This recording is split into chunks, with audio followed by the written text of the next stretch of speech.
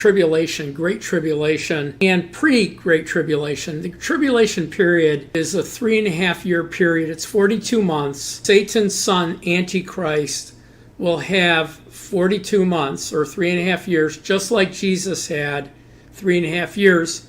He will be anointed by his Father like Jesus was anointed by his Father.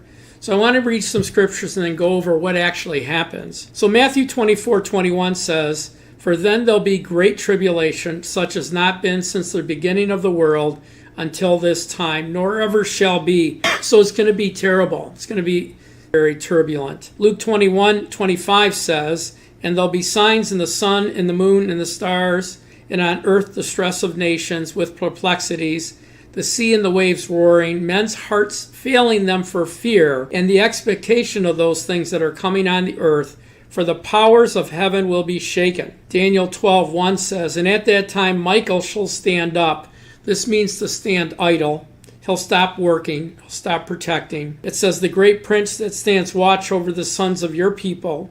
And there shall be a time of trouble such as never was since there was a nation, even to that time. And at that time your people shall be delivered, every one who is found written in the book." And so what happens in Great Tribulation? Just like in the Bible in Genesis 3, Jesus is standing there with Satan, Adam, and Eve. And he said, "From the seed of this woman is going to come someone who's going to suffer a painful bruise on his heel. But Satan, you're going to have a son, and he's going to crush your head, so that his head, so he doesn't live anymore."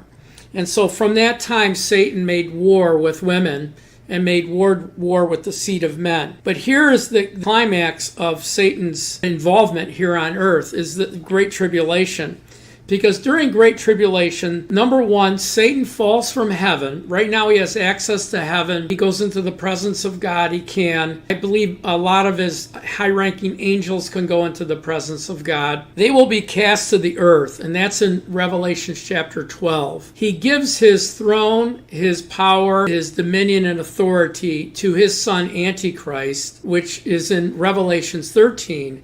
And in Revelation 13, the Bible says that after that happens, he's granted power to make war with the saints and to overcome them. One of the major targets is to eliminate Christianity and Judaism from the face of the earth. The other thing that happens is he has power over all nations, kindreds, and tongues. So his deception will be great in the earth.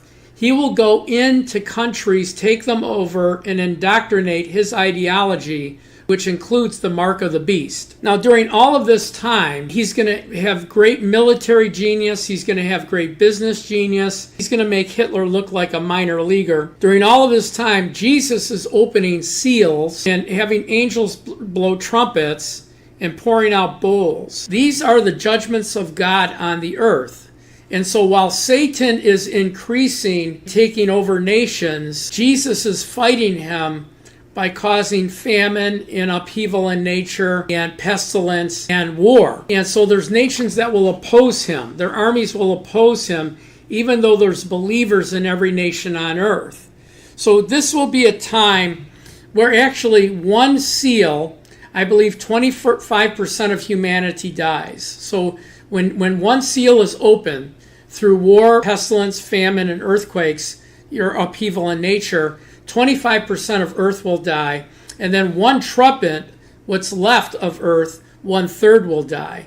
Now that's not, the others will die with the other seals and the other trumpets, but right there we have over half of the earth, 8 billion people dying with just 2 of those. At the end of this, there's not going to be a lot left. I mean, 8 billion people on the face of the earth today. My best guess is maybe 1 billion would be left at the end of Great Tribulation, because it'll be a time of world war, great pestilence. You think COVID was bad. The pestilence in Great Tribulation will be worse. And upheaval in nature. I mean, earthquakes. There's 2 and just in the seals and trumpets and bowls, but there's several other natural catastrophes. You know, in Luke's gospel, we read it, Luke 21, it says that men's hearts failing them for fear, expecting the things that are coming upon the earth, because the power of heaven and earth will be shaken. And so this is a very traumatic time. I believe Christians are here. That's for another Bible study. But anyway, thank you for watching today. Please share, follow, like, and make a comment today. It'll help us with our algorithms. And then pray about becoming a partner with us, allowing us to continue our ministry, build curriculums, write workbooks, and help small groups, community groups, individuals in studying the Bible. Anyway, God bless you, and thanks for watching.